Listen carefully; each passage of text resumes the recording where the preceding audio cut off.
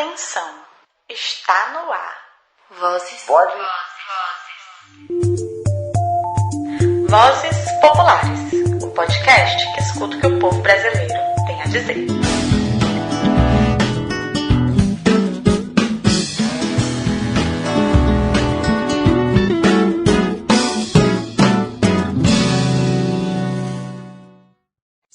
Mineração. Saque conflitos e lutas em tempos de pandemia. Nos trilhos vão, lá se vai decidido o trem, que carrega a gente, o ferro, o ouro e o apeto, que seca a rica jazida e a floresta cala o grito, que cerra os faróis para quem no seu rastro vem. Nos trilhos vão, lá se vai desaforado o trem, que retumba o altivo zíbilio na esperançosa paisagem, que os olhos miseráveis deixa a renúncia à sua margem, que comprime em vagões a cobiça que cala a vida além. Piuí, piuí, piuí, piuí, piuí, piuí. Senhores passageiros, atenção, o trem nunca espera não. O embarque dá-se no último vagão, rumo à desilusão. Quem vai ficar, quem vai partir? Piuí, piuí, piuí, piuí, piuí, piuí. Filhinho quer pão, mamãe quer dar, não tem não. Assim lá se vai o trem inútil arrastando a nação. Quem vai chorar? Quem vai sorrir?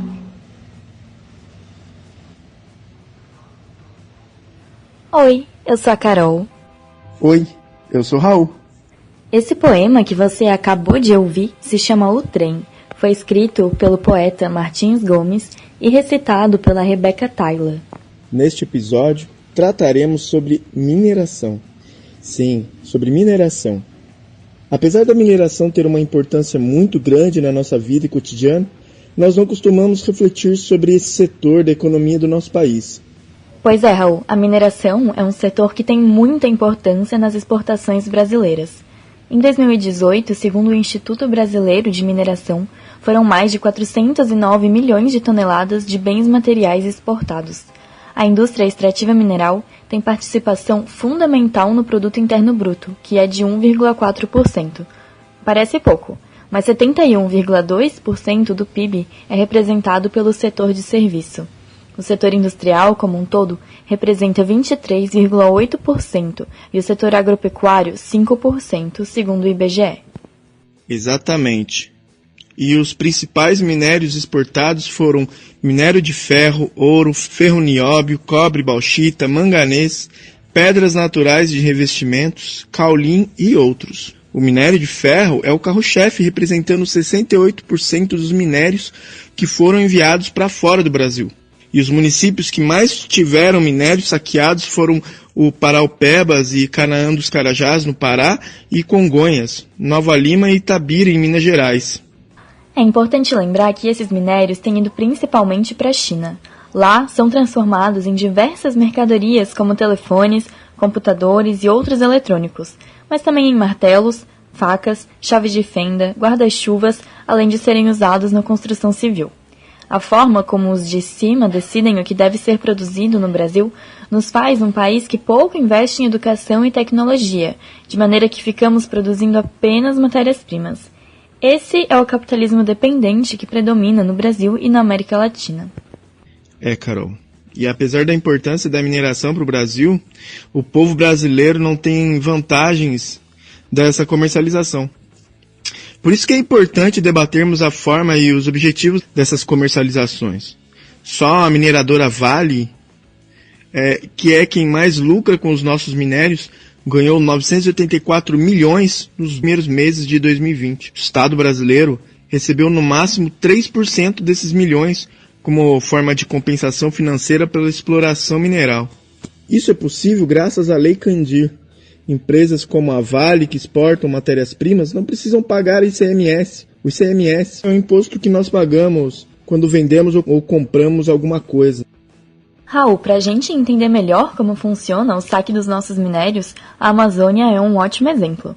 Por isso, conversamos com o Raimundinho, que é educador popular do Centro de Educação, Pesquisa e Assessoria Sindical e Popular, o CEPASC, e militante das Brigadas Populares no Pará. Eu acho que nós temos que fazer um apanhado histórico para a gente poder entender esse processo que está se dando hoje, né? Porque nós pegarmos e ver a estratégia montada principalmente pelos Estados Unidos para o saque dos minérios no nosso país, a coincidência e a relação que é feita entre Minas e Pará, né, ou Minas e Amazônia, ela é quase no mesmo período que vai se dando, só que em formas diferenciadas, né? Nós pegamos, em 1930, na década de 30, a prospecção na Amazônia pelo governo federal, foi identificado o manganês no Amapá, principalmente na Serra do Navio. Em 1943, né, o que o governo federal faz? O governo federal vai e cria o território do Amapá. Ora, o território do Amapá para melhor concentrar, né, que tira do Pará essa parte e cria um território, porque justamente já tinha os interesses americanos ali naquele território. Por que os interesses americanos? Porque os americanos tinham, né, já identificado e iniciado a exploração de ferro em Minas. Então, aquele era o grande potencial de ferro que os Estados Unidos precisava justamente para desenvolver seu material bélico, ou seja, material para guerra, né?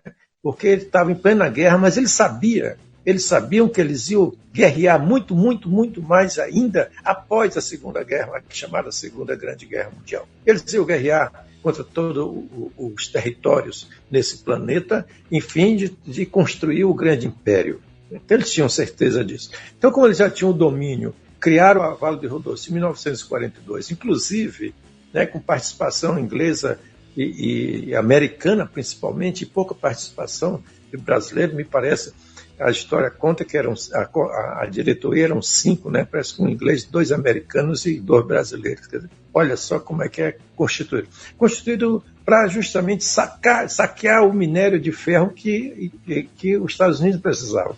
Mas só o minério de ferro não bastava. Ele precisava principalmente do manganês, porque o manganês é o minério que dá a liga. Como eu falei, em 1943 ele criou o território, né? Quem vai ser nomeado primeiro governador do território do Amapá? O coronel, né, para vir justamente ser o governador do território do Amapá, para que isso facilitasse esse entreguismo que o Brasil se propunha. E em 1953 inicia na Amazônia a primeira exploração, né, vamos chamar assim, industrial de ferro, de minério, que é o manganês no antigo território, hoje estado do Amapá. Em 2003, foi realizado em Belém um grande seminário chamado Os 50 anos de mineração na Amazônia, onde vão tratar justamente desse processo histórico de saque do minério nessa região. Ora, após a Segunda Guerra, os Estados Unidos já sabia, porque os Estados Unidos foi o único país que não foi afetado diretamente dos grandes países, afetado pela Segunda Guerra, né, diretamente. E ele saiu da Segunda Guerra como uma grande potência econômica, né, que já era, antes da guerra, ele já dominava 50% da economia mundial, né, e sai da Segunda Guerra com grandes condições. E a América Latina é tratada muito antes e até agora pelos Estados Unidos como seu quintal. Então é dessa forma que vai ser tratado e que vai desenvolver o grande saque, né? Vai se iniciar o grande saque nessa região. Ora, para a Amazônia, na década de 70, né, Mas tem um elemento interessante que é bom ser tratado também, que faz parte desse conjunto, que é o que é que eles se baseiam, o que é que dá sustentabilidade para essa dinâmica do saque. É o Código de Mineração. O Código de Mineração é de 1940. Né? Em 1967, depois do golpe de 64, 1967, eles fazem uma revisão nesse Código de Mineração. Ora, essa revisão é para possibilitar cada vez mais a penetração e a dominação, né, das nossas riquezas pelos interesses norte-americanos, que foi o grande apoiador do golpe de 64. Então, os entreguistas desse país tinham que corresponder para que um dos pontos tinha sido o golpe militar. Então, é assim que vai se montando toda essa estrutura. E esse processo vem se desencadeando. Em 1970, o governo que já tinha feito toda a prospecção na década de 60 nessa região de Carajás, né? E final de década de 60, diz que se descobre o ferro atrás de manganês, né? Que era a grande busca, porque o ferro ele achava que estava garantido com Minas Gerais. Então, precisava do manganês, justamente para, como eu coloquei anteriormente, para justamente a produção de armas para guerra ou materiais bélicos. Né? Com isso, é descoberto, segundo eles, o ferro de Carajás. Mas não é só o ferro. Depois eles vão identificar porque tinham anteriormente, porque tudo é encoberto, né? Tudo é encoberto essas estratégias. Os americanos já tinham pesquisado aqui desde a década de 50. O governo criou um projeto na década de 60 chamado Projeto Radan, que fez todo o rastreamento da riqueza mineral nessa região, que depois que eles vão chamar da Província Mineral de Carajás, que não é só, não é só o ferro, é o níquel, né, manganês e o ouro. Depois eles vão também, né, para o Baixo Amazonas, principalmente em Oriximiná, identificar e começar também a exploração de bauxita. Bauxita importantíssima no momento histórico, produção de alumina e alumínio, né, principalmente para os Estados Unidos. É dessa forma que vai se estruturando. E os americanos fizeram a primeira parceria com o governo brasileiro, criaram uma empresa, a Amazônia Mineração, chamado ANSA. Depois os americanos desistiram do projeto, achavam que, não sei, até hoje não ficou bem claro essa desistência, e o Brasil vai se aliar com os japoneses, né? E com os japoneses eles vão, não só na região de Carajás, mas principalmente na aliança que eles vão criar, a mineração Rio do Norte, que vai fazer a exploração, a extração de bauxita no Baixo Amazonas, em Oriximiná, para fazer as plantas de transformação de alumínio em alumínio em Barcarena. E nessa estrutura toda, eles vão construir a barragem de Tucuruí. A barragem de Tucuruí nada mais é do que produzir a energia subsidiada, ou seja, energia quase de graça para essas empresas que se instalariam tanto principalmente em Barcarena, né, e o funcionamento da estrutura do minério de ferro de Carajás. É dentro dessa dinâmica, né, que vai se estruturar. Em 1980, o governo cria um grande programa chamado Programa Grande Carajás. O que é o Programa Grande Carajás? Uma estrutura de financiamento, né, principalmente para a implantação do projeto Ferro Carajás. O que é a implantação do projeto Ferro Carajás? A implantação das infraestruturas nas Serras dos Carajás, principalmente na Serra Norte, que foi dividido o projeto em três serras, chamadas Serra Norte, Serra Sul e Serra Leste, né?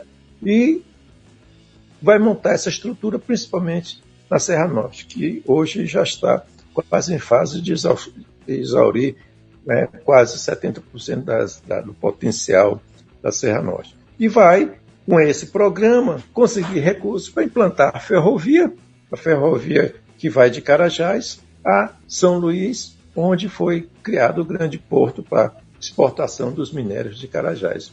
Então é dentro dessa estrutura que vai se dando saque, com a legislação principalmente garantida pelo Código de Mineração, e isso vai se desenvolver.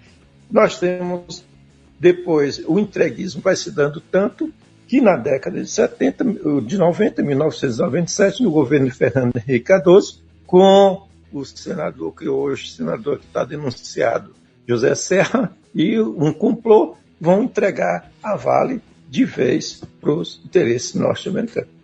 É toda uma cadeia montada nesse sentido. Quando você chega na década de 2000, com o governo oportunista e lulista oportunista, vão tratar o novo desenvolvimento baseado em quê? Vão transformar o minério em commodities. Na transformação do minério de commodities, o projeto passa a ser um projeto de interesse nacional, onde você vai pôr toda a sua estrutura, para garantir, os recursos para que fizesse o seu populismo, que foi o governo do PT, principalmente no governo do Lula. Vão intensificar a extração, o preço elevadíssimo, principalmente provocado pela China, que está num boom de desenvolvimento das suas estruturas, das suas cidades, e nesse processo o governo brasileiro vai ampliar a possibilidade de que o saque seja realmente continuado nessa perspectiva do nosso mineral. Em 2017, foi inaugurada a planta industrial da Serra Sul, que é conhecido como projeto S11D. Ora, a planta já foi inaugurada com a capacidade de 90 milhões de toneladas ano. É isso que representa o grande saque nessa região. Por exemplo, como é que rapidamente você expande de 12 milhões a quase 200 milhões de toneladas. E tem mais, porque a Serra Sul, onde está o projeto S11D, a informação que você tem que foi identificada 45 jazidas de minério de ferro nessa serra chamada Sul. Eles dividiram cada uma, jazida 1, 2 até jazida 45. A extração que está sendo feita hoje é na jazida de número 11. Veja só, jazida de número 11. Jazida de número 11, eles dividiram em 4 partes, A, B, C e D. Eles estão extraindo só da parte B, por isso que o projeto chama-se S11D. Imagine, quanto tempo nós ainda vamos viver esse saque se a gente não avançar para dar um basta nisso. Além do saque das riquezas do povo brasileiro, a atividade de exploração mineral também causa diversos problemas ambientais por onde passa. Basta observar o que a Vale provocou em Brumadinho e Mariana para se ter uma ideia. Mas vários outros problemas são causados sem que se fale tanto sobre eles. Por exemplo, a contaminação dos rios na Amazônia, a poluição do ar e do solo, a poluição sonora, o desmatamento e os impactos sobre os lençóis freáticos. Há suspeitas de que os rios podem secar na Amazônia por conta da atividade de mineração em Carajás, que é operada pela Vale. Um deles é o rio Itacaiunas, que tem toda a sua bacia cercada pela extração de minérios. E para entender esses impactos socioambientais, conversamos com a Cristiane Jardim, que é dirigente sindical do Sindicato dos Trabalhadores Rurais de Canaã dos Carajás e militante das Brigadas Populares.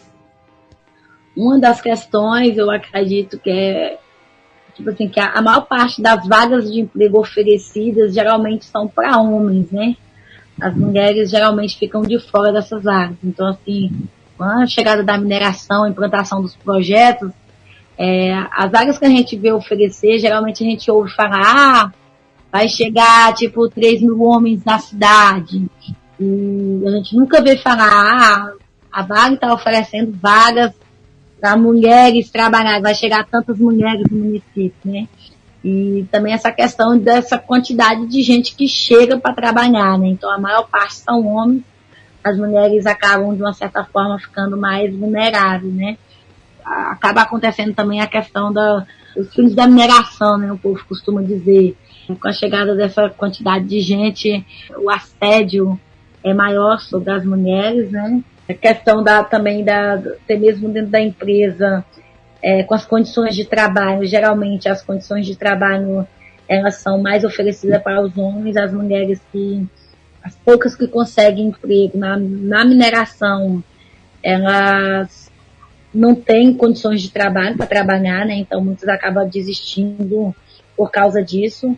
Então acaba dificultando mais a questão da vida das mulheres, né? A mineração. Os impactos de pesquisa, né? E logo depois vem também a parte da estrutura e a implantação do projeto. Eu acho que um dos grandes impactos é a expulsão dos camponeses de suas áreas, né? Então logo que a empresa chega, que se instala aqui em Canaã mesmo, a Vale, ela concentrou grande parte das áreas do município, ela concentrou nas suas mãos, né? Então, com a chegada da mineração, da implantação do sossego, do S11D, ela acabou desestruturando toda a cadeia alimentar que o município tinha, né? Acabou retirando a maior parte da população da zona rural e trazendo para a cidade essa população. Então, já dessa parte aí já chega também o inchaço populacional, né? Então, com a retirada desses trabalhadores do campo e a vinda deles para a cidade, então já gera aí um inchaço populacional na cidade e isso impacta diretamente a vida de muitas pessoas, né? E a questão dos impactos ambientais também, né? Então, ela chega na implantação desses projetos, então vários rios, nascentes de rios, acabam sendo desmatados ali para a implantação desse projeto. Com a implantação do S11D agora mesmo, a gente sabe que várias cavernas acabaram sendo destruídas para que o projeto fosse implantado, né? Aqui, a questão do inchaço populacional, acaba a cidade ficando, os hospitais acabam ficando superlotados, né? E escolas, afeta as escolas também, né? Que logo as escolas também aumenta aí a quantidade de alunos para que possam estar estudando e as pessoas ficam cada vez mais vulneráveis, né? Muita gente vem em busca da perspectiva de encontrar um trabalho e aí esse número cada dia mais aumenta, né? E muitos não encontram esse trabalho e acabam sendo obrigados a ficarem pelas ruas e acaba impactando diretamente a vida dessas pessoas. A gente tem aqui também a questão do Rio Sossego, né? Que a implantação desse projeto do Rio Sossego, corrigir o Rio Paraupebas, que a Vale acaba depositando uma grande quantidade de rejeitos que acaba também descendo para esse rio, né, a lavagem do minério e tudo, então a gente tem algumas denúncias nesse sentido também. E sem contar que por a escavação ser muito próxima ao rio, a cada dia que passa a gente vê que a quantidade de água desse rio acaba diminuindo, né? É um dos principais rios que tem aqui no município, onde muita gente depende dessa água e que acaba com a escavação atingindo esse lençol freático e a gente sabe que cada ano que passa, essa quantidade de água diminui, inclusive esse ano o rio chegou até a se cortar, né? O que não foi muito falada foi a questão da poluição do ar, né? E assim, a Vila Bom Jesus, ela tem sofrido muito com isso. E nesse momento de pandemia, a gente percebe-se, assim, que na Vila Bom Jesus o número é crescente lá, né? Então, assim, de todas as vilas do município, uma das vilas que mais tem casos de coronavírus é a Vila Bom Jesus, eu acredito que devido estar muito próximo a mim na questão dos problemas respiratórios pela poluição do ar que se tem lá. A pessoa está devidamente passando ali a mão no nariz. Eu acho que talvez isso possa ter relação também com esse impacto da poluição do ar ali na Vila Bom Jesus, né? E em relação aos trabalhadores, a gente viu muito essa questão aqui em Canaã, da Vale não parar, né, pelo governo considerar aí ser um serviço essencial, que na verdade a gente não sabe para quem, né, esse serviço é essencial, a não ser os grandes aí, né, e muitos trabalhadores se viram obrigados a continuar permanecendo no serviço, né, porque a Vale não parou, né. No início da pandemia, onde se diz que tinha que se fechar o comércio, onde o pessoal disse que ia haver um lockdown em Canaã, a gente viu mobilizações da população de que porque o comércio tinha que fechar, enquanto a mineração tinha que permanecer, né? Porque pais de famílias tinham que parar o seu trabalho, parar a sua fonte de renda, sendo que a principal disseminação do vírus estava dentro da mineração e ela não parou, né? Os trabalhadores continuaram trabalhando, os números cresceram, a gente acredita que foi devido a Vale continuar trabalhando, porque quase todos os bairros têm um trabalhador da mineração, então a gente acredita que está bem relacionada essa questão da mineração não ter parado com o aumento do número da pandemia do Covid-19 no município, né? E aqui em Canaã, dizem aí que a Vale doou uma grande quantidade de testes rápidos, né? Só que a gente tem percebido que a maior parte desses testes rápidos, eles não têm eficácia. Então, apesar do grande aumento do número que teve do Covid-19, a gente acredita que é um número bem maior do que é propagado, né? Porque esses testes que ela doou não tem um pingo de eficácia. Então, tipo assim, 40% parece de eficácia que eles têm. Então, a maior parte das pessoas que fazem esse teste testa negativo para o Covid, continua, às vezes, doente, né? Então, enquanto a pessoa não apresenta sintomas e que vai fazer outro tipo de teste, ele não é constatado como ele tem Covid-19, né? Então, às vezes, a pessoa começa a sentir sintomas, ele tem que ficar 7 dias a se fazer um teste. Então, às vezes, quando os sintomas não agravam, as pessoas continuam trabalhando, permanecendo, levando uma vida normalmente com o Covid-19. Bom, e falamos também com o Léo, que é professor e militante das Brigadas Populares em Itabira, Minas Gerais. E aí, sobre os impactos socioambientais, né, da mineração, não tem como falar disso sem começar sobre os rompimentos das barragens. Em 2015, a barragem de Fundão, de propriedade da Samarco, que é uma joint venture, né, da Vale com a BHP Billiton, ela se rompe, ou melhor, conjugando o verbo melhor, ela é rompida, matando 15 pessoas e destruindo a bacia do Rio Doce por completo. Então, é o maior crime ambiental da história brasileira, né?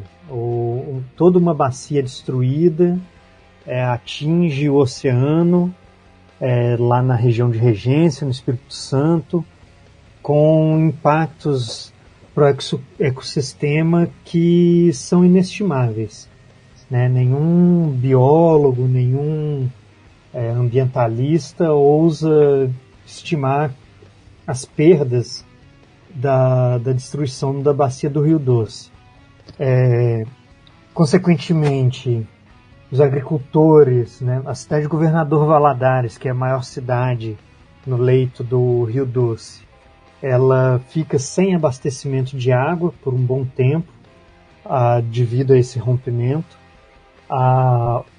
várias outras cidades menores também, e a produção agrícola é praticamente inviabilizada, né? Várias comunidades tradicionais, comunidades indígenas, né, que consideram, né, o Rio Doce como um ente sagrado, né? Então tem essa sua cultura afetada, enfim, é uma devastação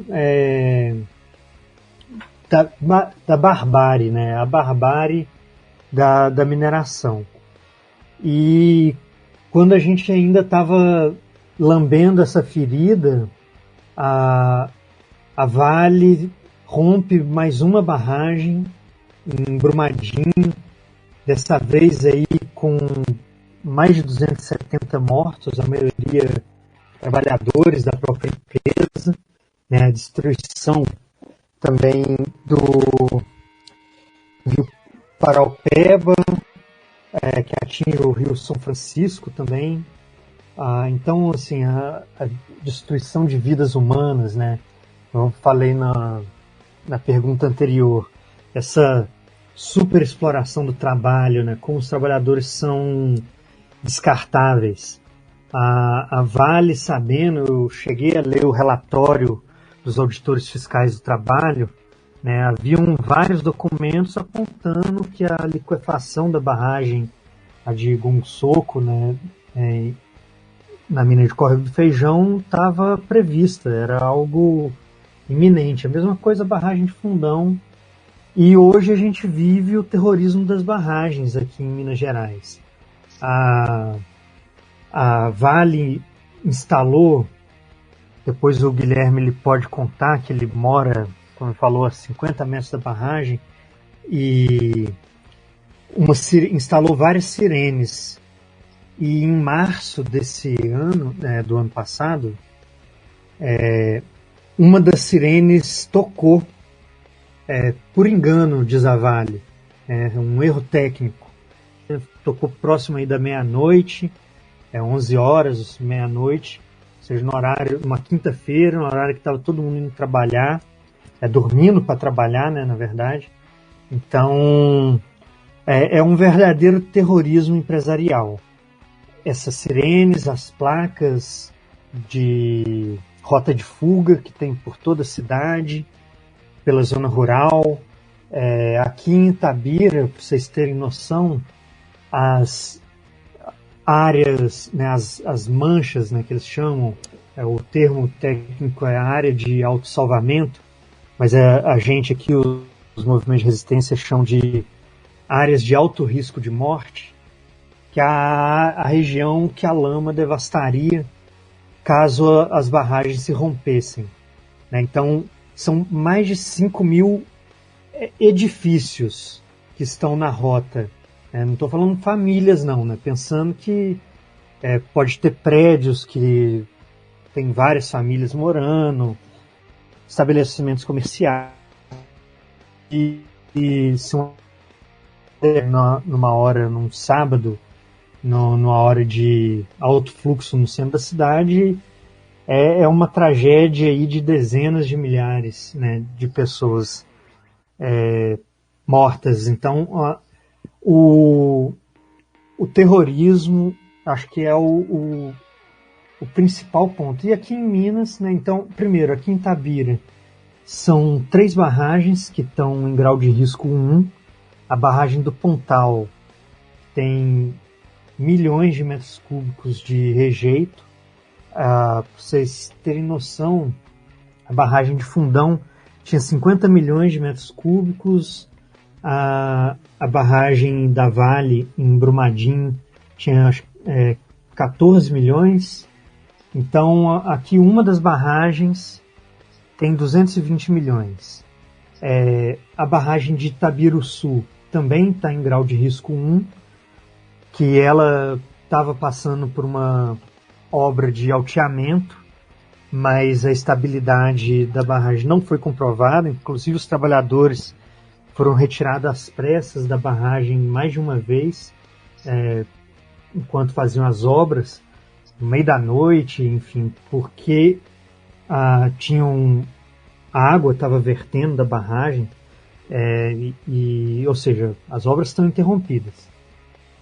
E a barragem de Santana também é uma barragem de água, né? Não é uma barragem de rejeito, apesar de já ter sido usada para rejeito, ela é uma reserva de água da Vale. E tem uma quarta barragem que entrou também em grau de risco 1, agora há menos tempo, que eu esqueci o nome dela.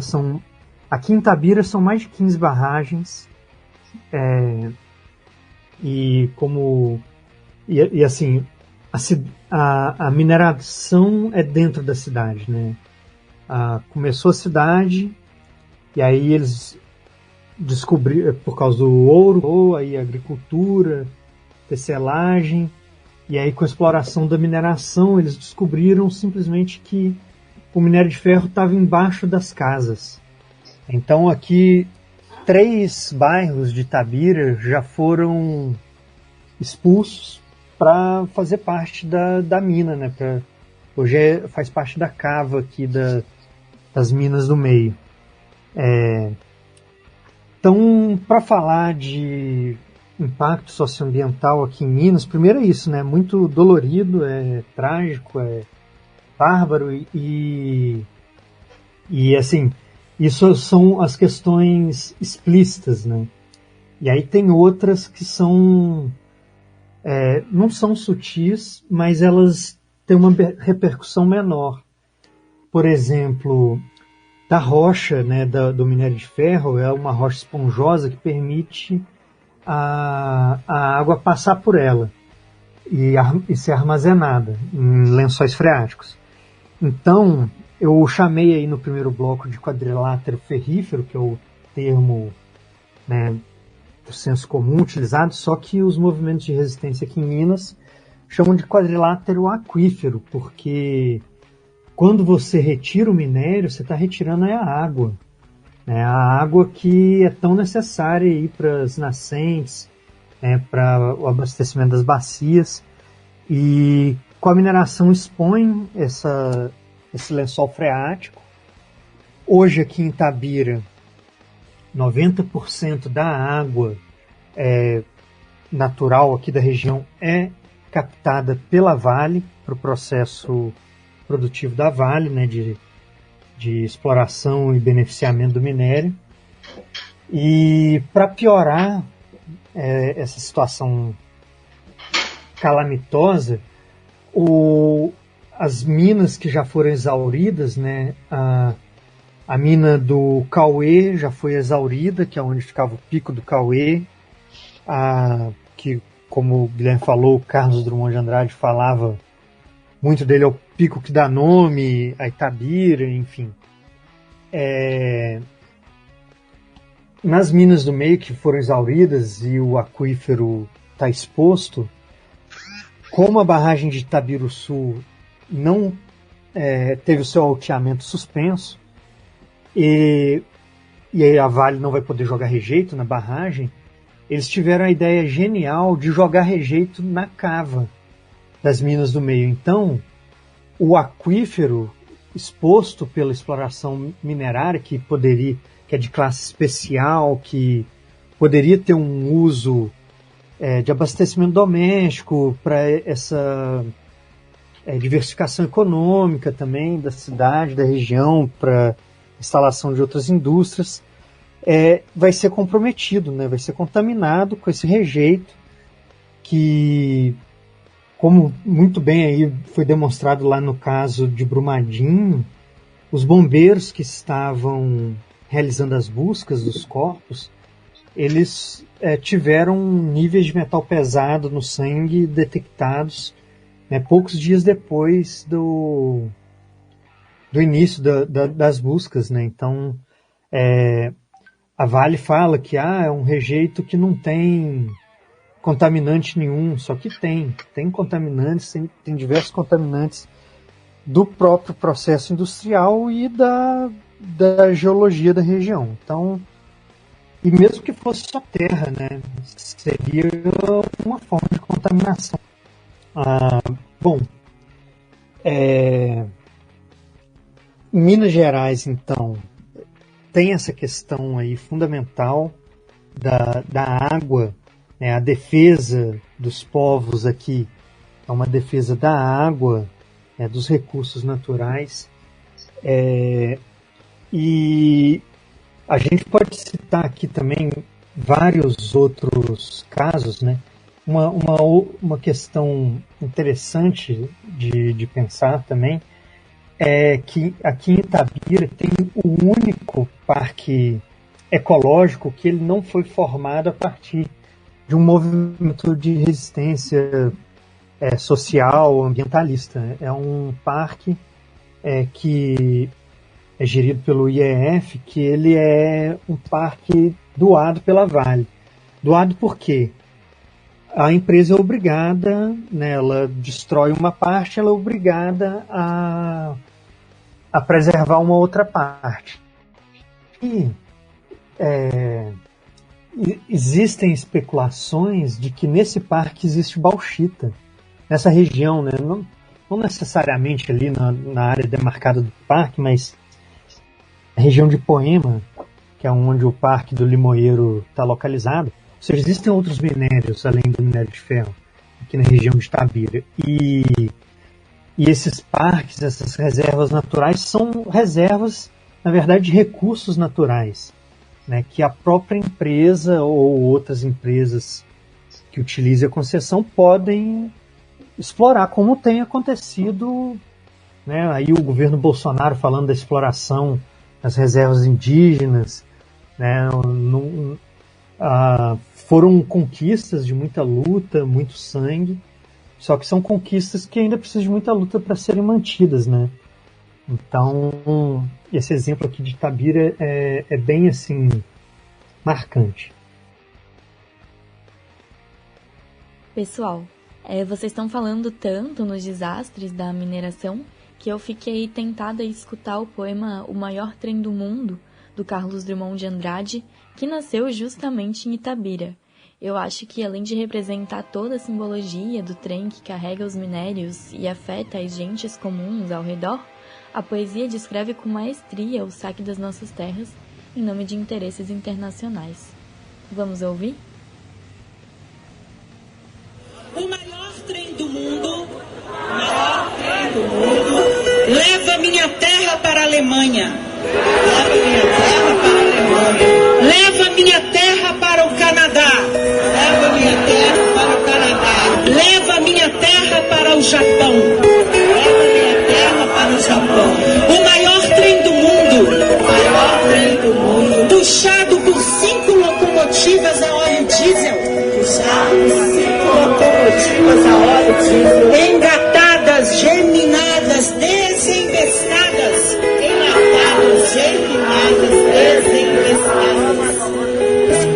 Leva minha terra, minha infância, meu tempo, minha vida, triturada em 163 vagões, de minério e destruição. O maior trem do mundo carrega a coisa mínima do mundo. Meu coração itabirano. Lá vai o trem maior do mundo. Vai serpenteando. Vai subindo. E um dia eu sei, não voltará. Pois nem terra, nem coração. Existem mais. Carlos Drummond de Andrade.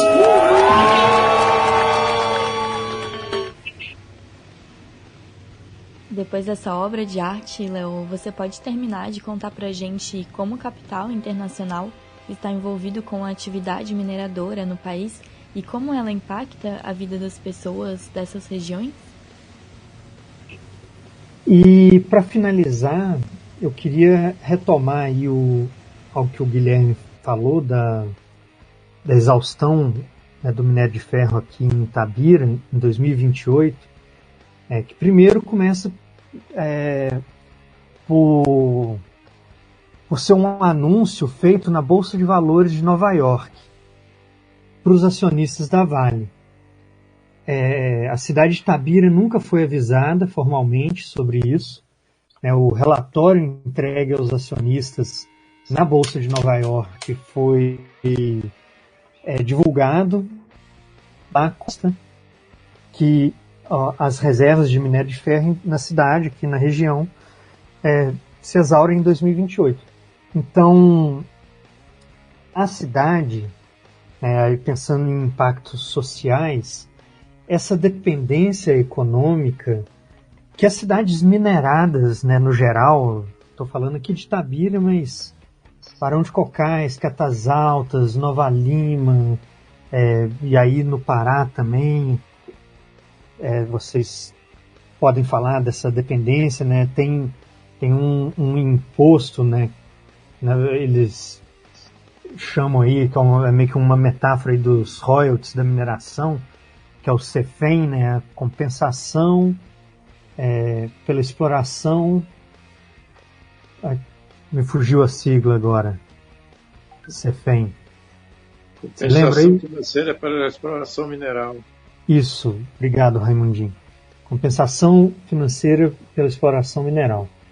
É um perto aí dos royalties do pré-sal, do pré-sal, assim, do petróleo no geral, ele é bem menor, mas mesmo assim para uma cidade de 100 mil habitantes, 110, 100 e poucos mil habitantes como Itabira, o CEFEM é parte fundamental da receita. Então a cidade mantém um hospital aqui, 100% SUS, só com essa arrecadação. E aí, com o coronavírus se espalhando nos trabalhadores da Vale, os auditores fiscais do trabalho paralisaram, depois de várias denúncias aqui dos movimentos sociais e tal, obrigaram judicialmente a Vale a paralisar as operações. A Vale ficou parada por 12 dias, um momento histórico assim, para a cidade de Itabira. E o poder público sempre falando como um grande problema essa paralisação, exatamente por causa do CEFEM, porque a Vale ia parar de fornecer, arrecadar o CEFEM, e a cidade ia ter que parar a prestação de serviço. E a questão em 2028 vai acabar. A gente tem 8 anos. 8 anos não é nada para uma diversificação econômica. A cidade aqui, nesse momento eleitoral, a própria Vale propagandeia a Unifei, como aí a diversificação econômica, mas a Unifei tem 2, 3 mil estudantes, algumas poucas centenas de servidores. Não tem nenhuma comparação com a dependência econômica que a mineração gera e que gera efeitos de ansiedade, um desgaste social muito grande, essa dependência econômica. Enfim, só para pontuar essa questão da Unifei, a Unifei está sendo utilizada como o grande exemplo de fechamento de mina exemplar. A cidade de Itabira, por ser a primeira cidade onde surge a Vale, eles querem usar a Unifei como um cartão postal, uma propaganda de como eles são responsáveis, mas o fato concreto é que a dependência econômica tende a criar um problema econômico, social aqui gigantesco que a cidade sentiu nesses 12 dias da mineradora parada e também sentiu, o Guilherme citou essa obra da usina de Conceição aqui em Itabira, de 2010 a 2012. Primeiro, o que aconteceu nessa época? Preço das mercadorias e dos aluguéis nas alturas. né? A Vale contratou milhares de trabalhadores para construir, modernizar essa usina de Conceição, e isso então inchou a população da cidade, né? Com demanda por comida, por lazer e tudo mais, e o custo de vida cresceu significativamente. E aí vem a derrocada, né? Em 2013, com esse fim, né, da construção, os trabalhadores demitidos, a cidade volta a uma condição normal, que por 2 anos ela viveu aí essa ilusão, né, de um desenvolvimento, de muito dinheiro, mas também com um custo de vida muito alto, e volta com uma crise significativa, né? Então, uma crise imobiliária. Então a cidade, ela, quando você vem aqui no centro, 2 coisas marcam aqui quem vem na cidade. A primeira coisa, que eu não consigo acostumar, eu já estou aqui há 3 anos e meio, é a vista. Então, de qualquer lugar da cidade, você vê as minas, né? Aqueles andares assim da escavação das minas. E, enfim, é uma visão lunar que só ganha, né, ou só perde para a vista das barragens mesmo.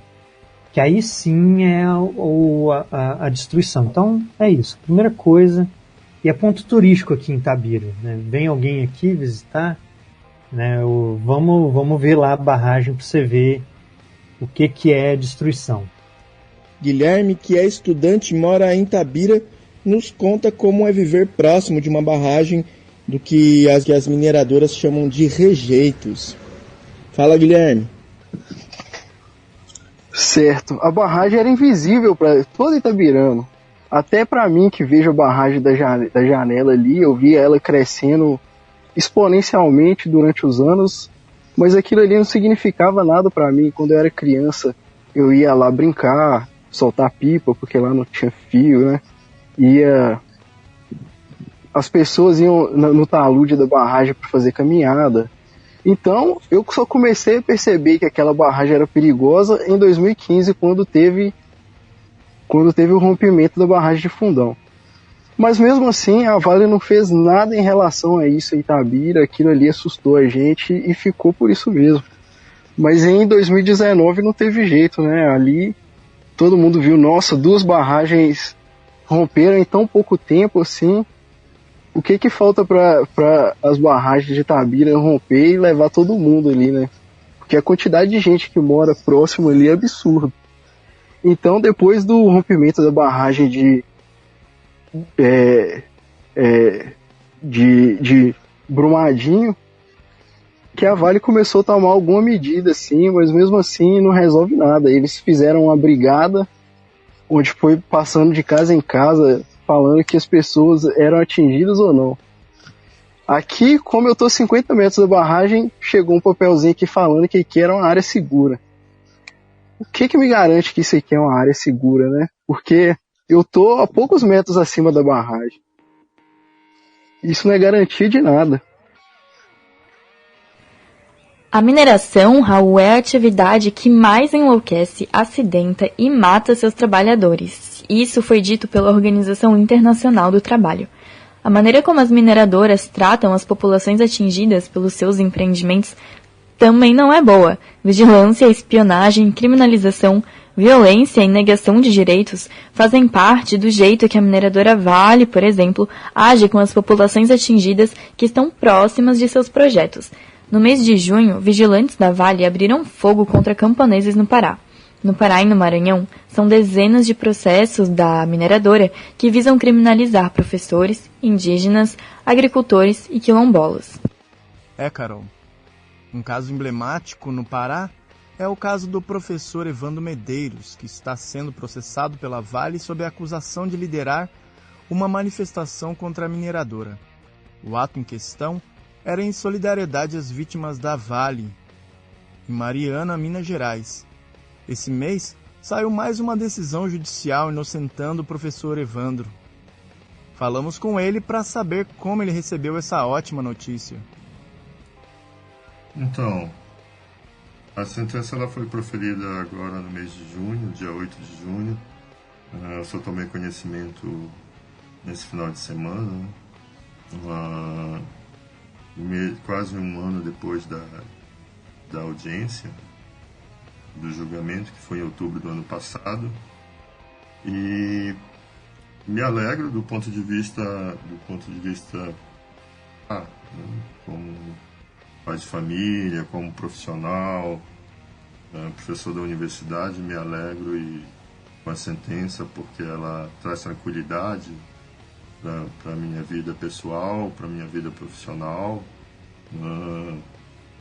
E já desde 2015 eu venho respondendo a esses processos judiciais por acusação da Vale de um crime que eu não cometi, de ter liderado manifestação para obstruir o trilho, colocando em risco o trem de passageiros e o trem de carga, acusado de poder causar acidentes com vítimas, né?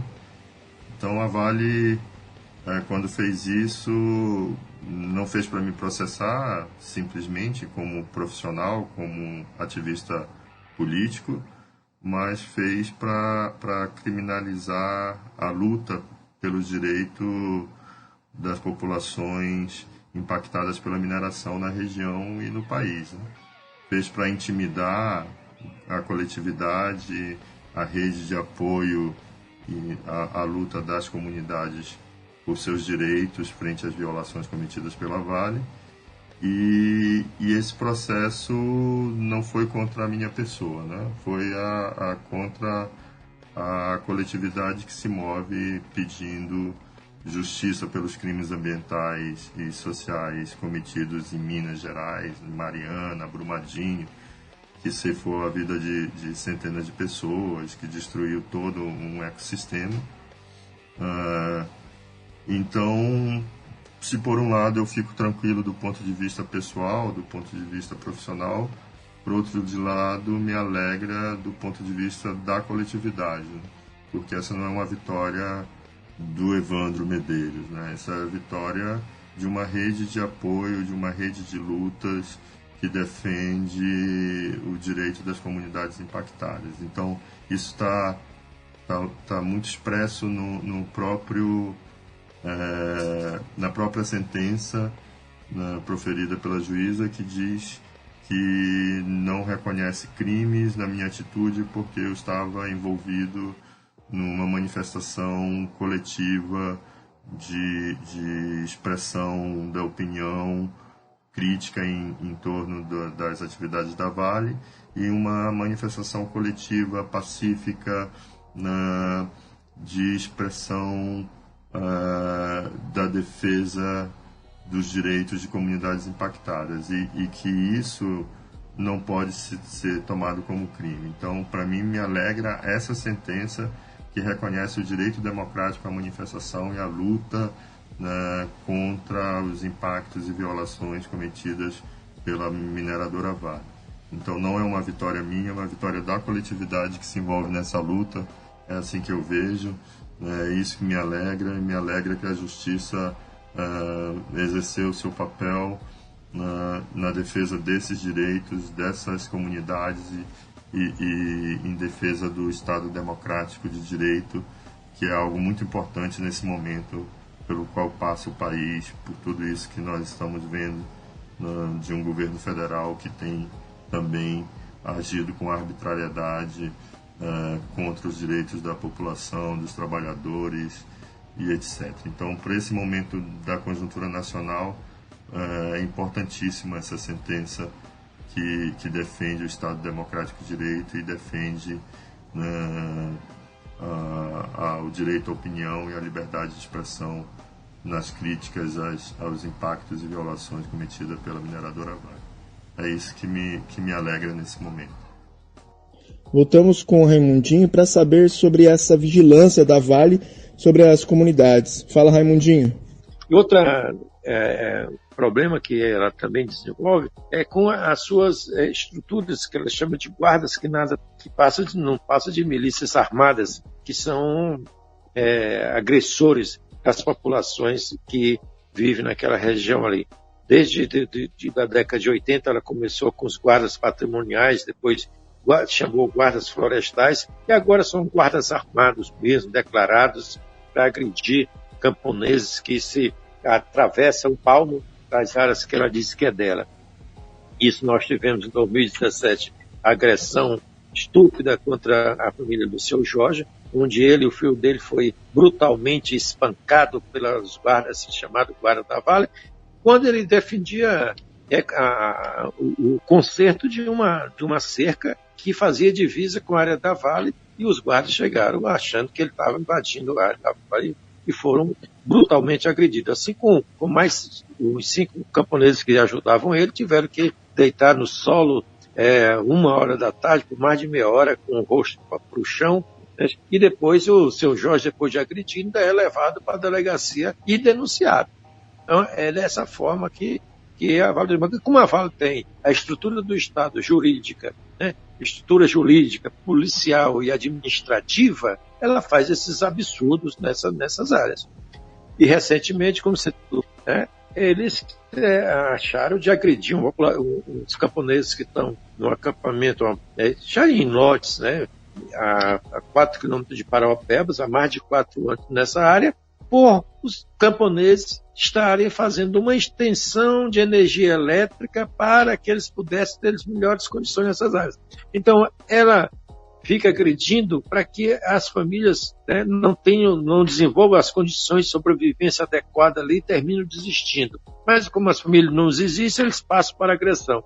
Então, foi denunciado pela direção da FETRAF, que o pessoal ali é coordenado pela FETRAF, de que eles chegaram atirando primeiro com gás lacrimogêneo, depois com balas de borracha e depois com balas mesmo de revólveres, de fogo, de bala de fogo, né, de arma de fogo. Então é dessa forma que ela tem agido nessa região aqui. E agora nós temos grande dificuldade nesse processo porque a Dilma achou de sancionar a interesse norte-americano, né, na lei antiterrorismo. Então, tudo que se possa fazer hoje, você pode ser enquadrado na lei de terrorismo. Então, isso também é um grande problema social que se vive nessa região diante da opressão do velho Estado, né, e das corporações, principalmente da Vale e dos latifundiários aqui na região sul e sudeste. Ainda bem que o povo brasileiro começa a despertar e criar formas de lutar contra essa maneira que os de cima decidiram que deve ser a exploração dos minérios no Brasil. São muitas experiências desenvolvidas pelas populações no campo e na cidade contra o saque dos minérios e esses problemas causados pela mineração. Bora conhecer um pouco. Para falar, né, da luta do povo de agora também, é preciso a gente falar do passado de novo. Porque é o seguinte, uma coisa que aqui em Itabira, eu acho que eu já ouvi isso do brasileiro em geral, né? Que é um povo pacato, é um povo que aceita os problemas e tal. E assim, a história de Itabira é uma história de muita luta, muita resistência. Essas comunidades, essas vilas que foram expulsas, né? Foram vilas que os moradores resistiram muito para não deixarem seus territórios. Tem alguns casos aqui em Itabira emblemáticos, tipo de um prefeito que ameaçou parar o trem da Vale, a greve histórica dos trabalhadores da Vale em 1989, né, que tiveram outras greves, mais na década de 40, só que essa greve de 89 foi histórica por estar vindo aí, né, desse fim do regime militar, e foi uma paralisação de várias categorias inclusive dos trabalhadores da mineração. Também, no ano de 2000, foi feita uma renovação da licença de operação da Vale aqui na cidade. E para essa licença ser concedida, a Vale teve que assinar um documento com várias condicionantes. Boa parte delas ainda não foram cumpridas. Existe uma denúncia aí forte também pelo cumprimento das condicionantes. Uma delas, inclusive, é de retirar as famílias dessas áreas de alto risco de morte. Então, ou seja, são quase 5 mil prédios, né, para serem retirados dessas áreas. E aí, então, assim, eu estou citando alguns elementos bem emblemáticos para falar de hoje. Então, eu faço parte aqui do Comitê Popular dos Atingidos pela Mineração. E aí vamos começar de hoje mesmo, assim, julho de 2020, e voltar até o rompimento da barragem de Brumadinho. De Brumadinho não, da Vale em Brumadinho. Esses testes que a Vale está fazendo do coronavírus com seus trabalhadores não eram para ser divulgados, pelo menos não como de trabalhadores da Vale. O Comitê Popular ele teve acesso a essa informação de que 27 trabalhadores da Vale tinham sido confirmados com Covid-19, e nós lançamos uma nota numa quinta-feira à noite, que teve uma repercussão muito grande aqui na cidade, e que depois, no dia seguinte, a prefeitura confirmou. Inclusive, vários jornalistas, pessoas procuraram a gente falando: vocês não podem divulgar uma coisa dessa, vocês não têm certeza. Só que a nossa fonte era os trabalhadores da Vale. E aí a gente falou: eu confio muito mais nos trabalhadores do que no poder público, enfim, na própria empresa. Então, vamos divulgar.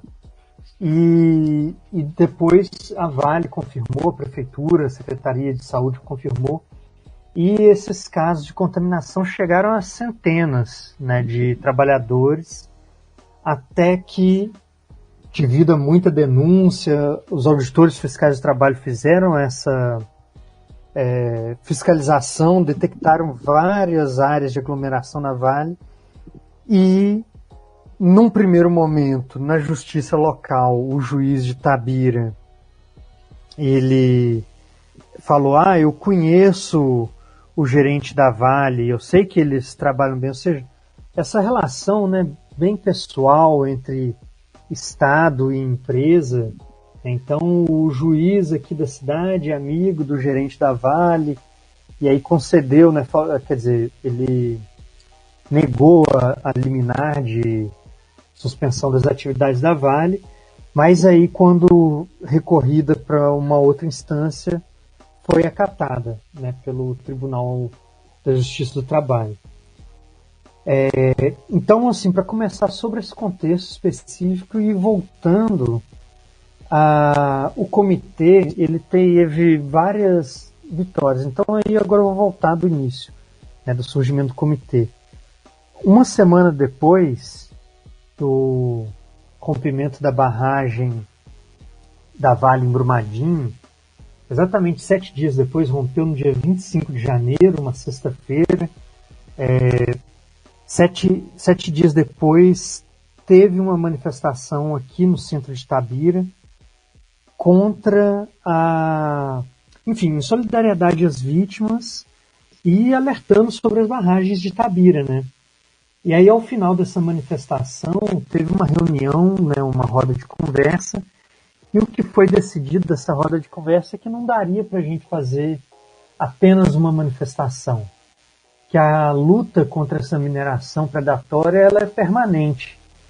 E então decidiu-se, essa roda de conversa, esse grupo decidiu formar um comitê permanente de luta, né, que veio se chamar até esse nome, era um nome muito mais difícil antes, e aí esse nome que ficou foi até lá no bairro Bela Vista, bairro próximo aí da barragem Pontal,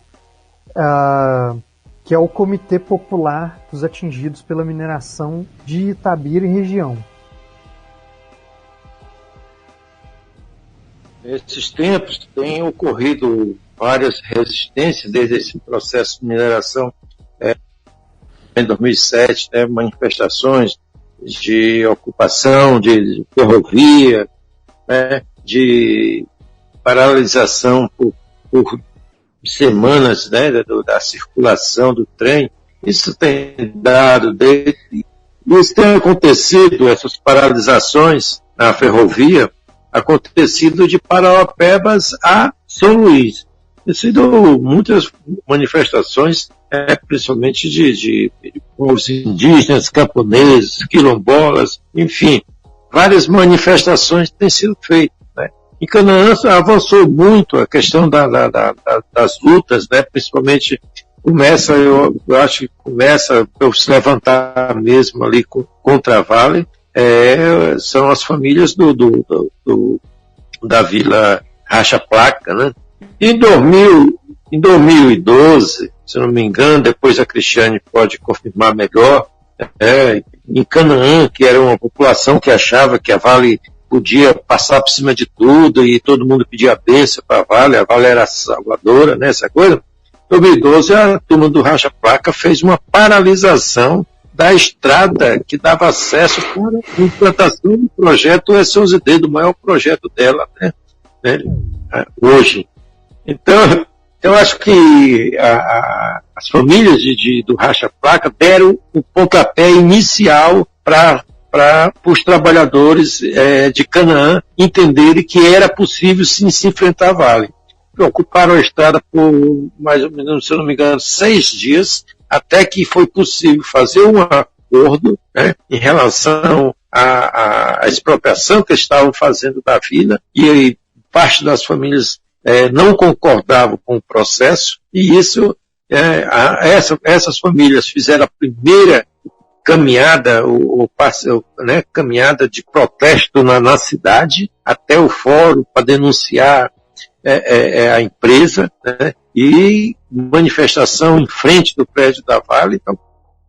Então essas famílias em Canaã levantaram essa manifestação diante da poderosa, o pessoal dizia.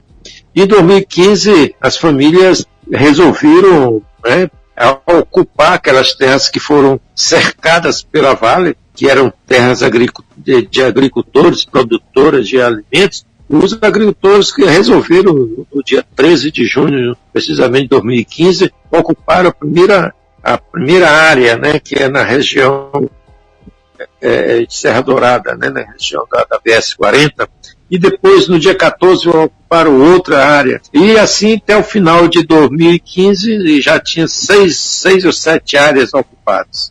Então, esse pessoal vem desde 2015, como a repressão da Vale, a repressão do poder público, o prefeito indo para as rádios, falando das ocupações contra os camponeses que ocupavam essas áreas, os trabalhadores sem terra que ocupavam essas áreas, isso desqualificando e tudo, e os trabalhadores que ocupavam essas terras, as famílias, não tinham oportunidade nas rádios, não tinham oportunidade na imprensa local, não tinha oportunidade nenhuma, inclusive até carro de som não prestavam serviço para essas comunidades, quando foi essas ocupações, e aí vamos para a rua. O único jeito que nós temos é ir para a rua e colocar para a população o que está acontecendo, por que os trabalhadores ocuparam essas terras ociosas, muitas delas cedidas, depois de tomada dos agricultores, cedido e os trabalhadores foram para a rua, fazer marcha na rua, fazer protelo contra as liminares de despejo que a Vale espalhou em todas as áreas. Então foram grandes manifestações ao estrada que dá acesso ao projeto S11D. Enfim, essa turma aprendeu que precisava lutar, que precisava enfrentar, que precisava que os trabalhadores tinham a coragem de fazer esse enfrentamento e que não perderiam e não perderiam a vontade de lutar pelos seus direitos. Eu acho que Canaã mudou muito a partir dessas mobilizações 2015, 2016, 2017, né? Quando foi a última grande ocupação, onde já estava véspera do despejo. Há 5 dias, os trabalhadores ocuparam a rodovia e a ferrovia principal da Vale e suspenderam as liminares de despejo e até hoje está num processo de negociação, né? Processo de negociação que talvez desemboque numa situação não favorável para os trabalhadores, mas que isso fará também com que eles se levantem novamente, porque eles aprenderam que é lutando, que é enfrentando, que eles vão conseguir seus direitos. Então nós entendemos por aí que a resistência ela tem que ser uma resistência, vamos dizer assim, isso nós vemos pensando historicamente, uma resistência a nível nacional da sociedade como um todo.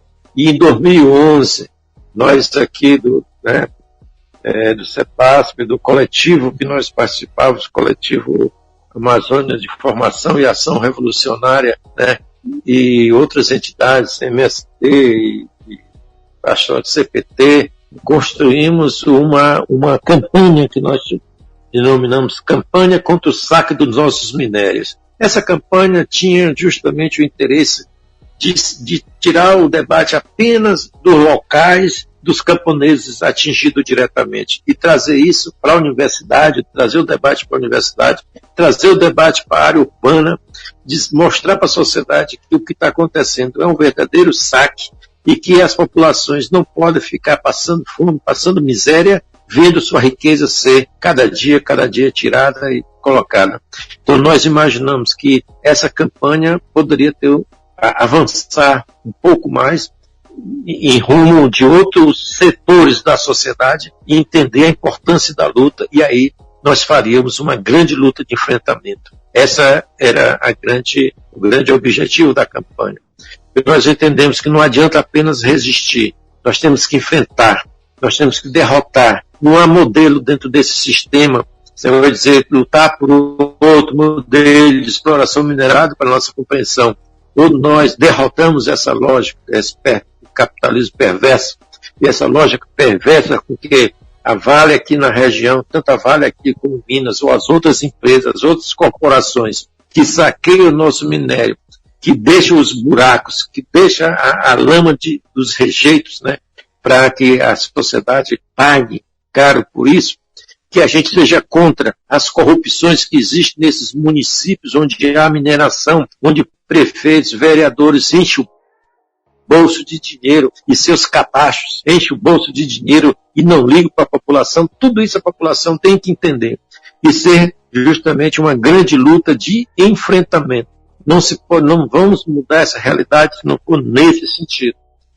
Nós não acreditamos, quer dizer, o processo jurídico é importante, mas ele não atinge, porque o poder jurídico é do Estado. O poder jurídico é do Estado. O Estado é o grande servidor ao sistema imperialista que saqueia nossos minérios e que deixa a população nessas grandes dificuldades. Eu acho que nós tivemos muita experiência e precisamos entender que só com grandes mobilizações de enfrentamento no território é que nós vamos ter bons resultados.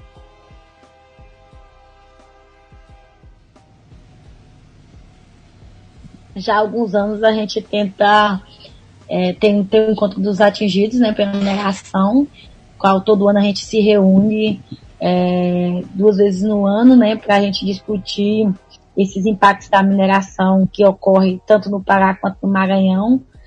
O Pará com a implantação dos grandes projetos e o Maranhão com a implantação das hidrovias, das ferrovias aí, né?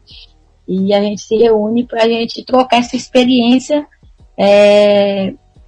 desses impactos, né? Então a gente se reúne anualmente aí, né? Tem já há alguns tempos que a gente tem percorrido isso. Um encontro da juventude, e a gente reúne para essa troca de experiência, né? Então a gente vê esse encontro como um encontro de grande importância, né? Porque é nessas trocas de experiência que a gente adquire conhecimento e às vezes reconhece impactos que talvez a gente não tenha reconhecido ainda nos nossos territórios. Se liga aí, Carol. A Cristiane vai falar aí sobre a importância da implantação das comunas nas comunidades. Lá eles organizam a comuna Serra Dourada. Tem trabalhado com a experiência da comuna aqui, né, da nossa região, dentro da nossa ocupação, né? Então a gente viu que os trabalhadores estavam aí sem uma certa segurança, né? Então assim, a gente acreditou que a implantação da comuna iria contribuir nesse processo de luta também dentro aqui do nosso território. Então a gente tem a comuna aqui da Vila Serra Dourada. Essa vila ela é formada por grande parte do pessoal que fez a ocupação, né? E aí a gente, como eu posso dizer, implantou essa comuna nesse local por se tratar de ser uma área próxima à ocupação, né? A gente, de início, a gente deu aí dois círculos, que seria o círculo de produção, porque muitas das famílias que estavam na ocupação planejavam produzir, mas não sabia de que forma iria começar, então a gente implantou esse ciclo de produção para que a gente formasse um círculo de pessoas que começassem a conversar e que desses encontros surgissem ideias do que o povo queriam produzir, né? E a gente formou também o círculo de comercialização, né? Porque muitas das pessoas também já estavam produzindo, mas não sabiam de que forma, o que eles poderiam estar fazendo para poder estar escoando essa produção, né? Então, a gente formou esses dois círculos inicialmente, também um círculo de formação, né? Do qual a gente se reúne para estar fazendo a formação com os companheiros, né? E uma das nossas atividades que eu fazer foi a questão da feira, né?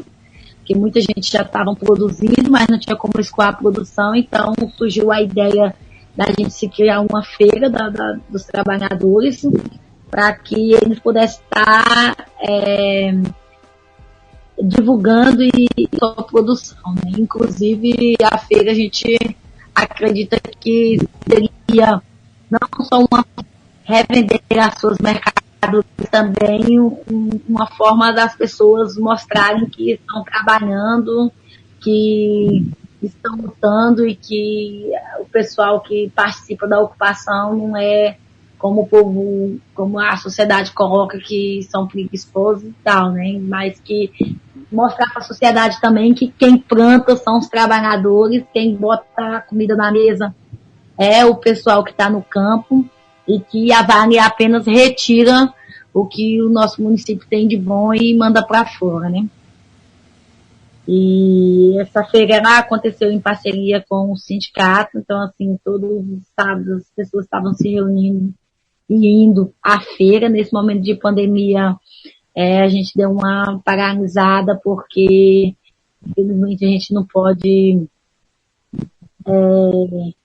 manter a segurança dos trabalhadores, né? Mas a gente pretende também estar fazendo essa retomada, mas é um dos trabalhos que a gente tem feito aqui na região e tem isso tido efeito, porque a partir do momento que as pessoas começam a trabalhar, a ter o seu cozinho diário, eles resolvem cada dia mais fortalecer suas plantações e a vontade de se permanecer na terra, né? Então a gente vê isso também como uma estratégia de luta.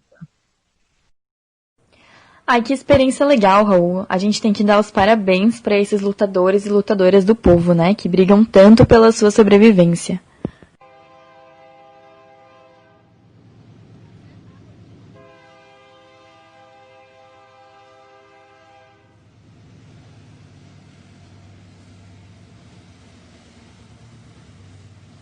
E a campanha de solidariedade que vamos divulgar neste episódio vem do Espírito Santo e é a campanha Pindorama.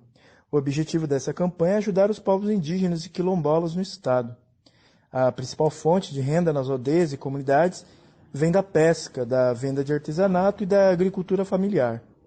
Contudo, nesse período, o principal meio de prevenção ao Covid-19 é através do isolamento social.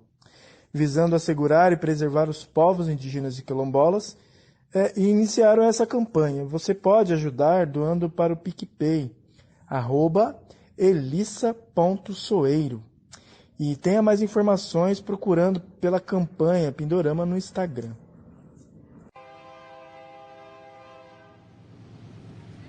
Bom, nós vamos ficando por aqui. Muito obrigada a todos os nossos convidados e a todo mundo que nos ouviu. Até a próxima. Tchau!